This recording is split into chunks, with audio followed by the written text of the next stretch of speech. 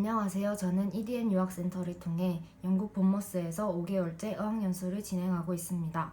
그래서 오늘은 도움이 될 만한 정보를 전달해 드리기 위해 셀프 Q&A를 진행해 보려고 합니다. 제가 몇 가지 질문을 정리해 왔는데 이걸 참고해서 한번 답변해 보도록 하겠습니다.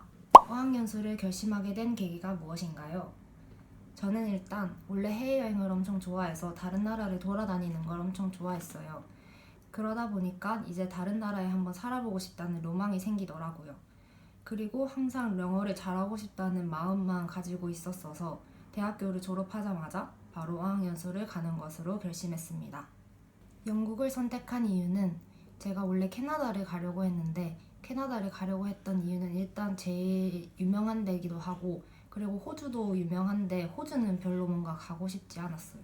그래서 원래 캐나다를 가야지 하고 마음먹고 있었는데 여기저기 찾아보다 보니까 영국도 캐나다랑 비슷한 금액으로 다 갈 수 있다는 것을 알게 됐습니다. 물론 런던에서 지내게 되면 훨씬 비싼 비용을 지출해야 되지만 제가 있는 본머스는 다른 지역에 비해서 더 물가가 저렴하고 생활하기도 편안해서 본머스를 선택하기로 하였습니다. 그리고 가장 중요한 것은 날씨가 다른 영국보다 훨씬 좋다는 것이 저의 마음을 사로잡았습니다. 영국에서 어학연수를 하면 가장 좋은 점은 주변 유럽 국가로 여행하기가 편리하다는 것입니다. 저는 실제로 한 달에 한 번씩 주변 유럽 국가를 여행하고 있고요. 저는 네덜란드, 벨기에, 그리고 파리도 예정되어 있고 주변 다음 달에는 모로코도 예정되어 있습니다. 런던 가는 것도 마음만 먹으면 쉽게 갈 수 있습니다. 또 어학연수를 끝나고 나서 한국에 돌아가기 전에 여러 유럽 여행을 할 수 있다는 것이 가장 큰 장점인 것 같습니다. 현재 다니고 있는 어학원과 유학원을 선택한 계기가 무엇인가요?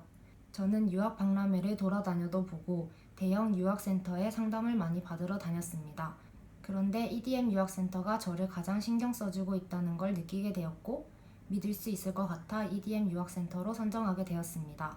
실제로 가기 전에 준비해야 할 것들과 그리고 가기 전에 할 수 있는 공부들도 추천해주고 무료로 강의를 들을 수 있는 기회도 제공해 주었습니다. 현지에 도착해서는 도움이 필요한 건 없는지 꼼꼼하게 잘 살펴주셨습니다. EDM 유학센터를 통해 지금 편하게 유학생활을 잘 하고 있습니다. 제가 다니고 있는 어학원은 카플란이라는 곳입니다. 카플란을 선정하게 된 이유는 제가 상담을 받을 때 카플란이 대형 회사이기도 하고 수업이 체계적으로 잘 이루어진다고 설명해 주셔서 카플란으로 결정하게 되었습니다. 실제로 학원에 와서 수업을 들어보니 실제로 체계적으로 수업이 잘 진행되고 있다는 것을 느낄 수 있었습니다. 실제 어학원 수업 방식과 반 분위기는 어떤가요? 일단 수업 방식은 카플란만의 교재로 수업을 진행하고 듣기, 말하기, 쓰기 등 발표를 포함하여 여러 가지 수업 방식으로 수업을 진행하고 있습니다. 대체적으로 반 친구들과 주제에 관련하여 의견을 전달하고 생각을 공유하는 방식으로 수업을 진행하고 있습니다. 반 분위기는 반 레벨에 따라 달라지는 것 같아요. 제가 있었던 B2와 C1을 기준으로 말씀드리면 B2는 조금 더 화기애애한 분위기에서 수업이 진행되고 다양한 게임과 그리고 조금 더 편안한 분위기에서 수업이 진행됩니다. C1은 조금 더 학술적인 분위기와 조금 더 공부에 치중해 있는 그런 느낌을 받을 수 있었습니다. 그리고 카플란은 10주에 한 번씩 테스트를 진행하게 됩니다. 이 테스트에서 통과하게 된다면 다음 레벨로 올라갈 수 있어요. 한 달 평균 생활비와 체감 물가는 어떻게 되나요? 일단 한 달 생활비는 제가 쓰는 거에 따라 조금씩 많이 편차가 생기는 것 같아요. 제가 조금 아끼려고 노력하면 한 달에 60만 원에서 70만 원 정도 사용했던 것 같고 그리고 좀 친구들이랑 많이 놀러 다니고 그리고 여행도 자주 나가면 한 달에 100만 원 넘게 한 120만 원 정도 사용했던 달도 있습니다. 그리고 물가는 당연히 외식을 하면 엄청 비싸요. 일단 기본 15,000원 이상이고 이런 15,000원은 길거리 음식이라고 생각하면 되고 식당에서는 무조건 한 끼에 2만 원 이상, 2만 원에서 4만 원 정도? 그 정도 생각하시면 될 것 같습니다. 그래서 저는 마트에서 장을 봐서 음식을 주로 해먹고 있습니다. 마트에서 장을 보는 건 한국이랑 크게 다르지 않아요. 홈스테이와 기숙사 중에는 무엇을 추천하나요? 저는 처음에는 홈스테이에서 시작을 했습니다. 2달 동안 홈스테이에서 지냈고 지금은 기숙사에서 2달 넘게 지내고 있습니다. 제가 엄청 좋은 호스트분들을 만나가지고 생활하는데 불편함은 없었어요. 딱히 규칙도 없었고 제가 할 수 있는 대로 편하게 대해주셨습니다. 그런데 다른 친구들 얘기 들어보면 종종 집마다 규칙이 존재하는 것 같더라고요. 그래서 이거는 사실 걸리기 전까지는 장담드릴 수 없을 것 같습니다. 그런데 이제 홈스테이에서는 저녁을 제공한다는 장점과 그리고 크게 생활비가 들어가지 않는다는 장점이 있어요. 호스트 패밀리 분들이 여행을 하게 돼서 제가 기숙사로 옮기게 되었는데 기숙사에 오자마자 필요한 생활용품을 사기 위해 돈을 많이 사용하였습니다. 그런데 기숙사만의 장점이 또 있는 것 같아요. 어쩔 수 없이 호스트 패밀리 분의 눈치를 살짝 볼 수밖에 없는 경우가 있었는데 여기서는 제가 하고 싶은 대로 편하게 행동할 수 있다는 것이 일단 가장 좋은 것 같고요.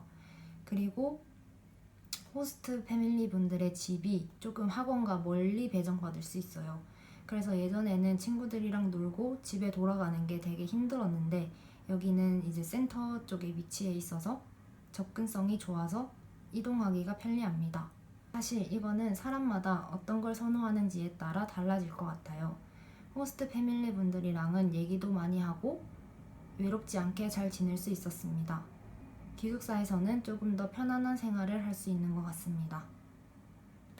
마지막 질문입니다. 어학연수 전과 비교했을 때 영어 실력은 어느 정도 향상되었나요? 사실 영어 실력이 엄청나게 눈에 띄게 성장하진 않았어요. 그래도 일단 영어를 내뱉는 거에 있어서 거리낌이 없고 친구들과 놀기에는 전혀 문제가 없습니다. 그리고 제가 오기 전에는 듣기가 진짜 부족하다는 걸 제가 알고 있었고 심지어 초반에는 학원 수업도 거의 이해하지 못하고 옆에 친구한테 어떤 걸 해야 하는지 물어보고 그랬던 적이 있습니다. 그런데 지금은 수업 내용도 이해하고 전보다는 기가 트인 것 같다고 느끼고 있습니다. 저의 주된 목적이 영어를 늘리러 온 것은 맞지만 영어뿐만 아니라 저는 다양한 경험을 할 수 있다는 것에서 어학연수를 추천드립니다. 여기까지가 제가 준비한 Q&A 질문입니다. 혹시 더 궁금한 점이 있으시면 댓글로 물어봐 주세요. 안녕!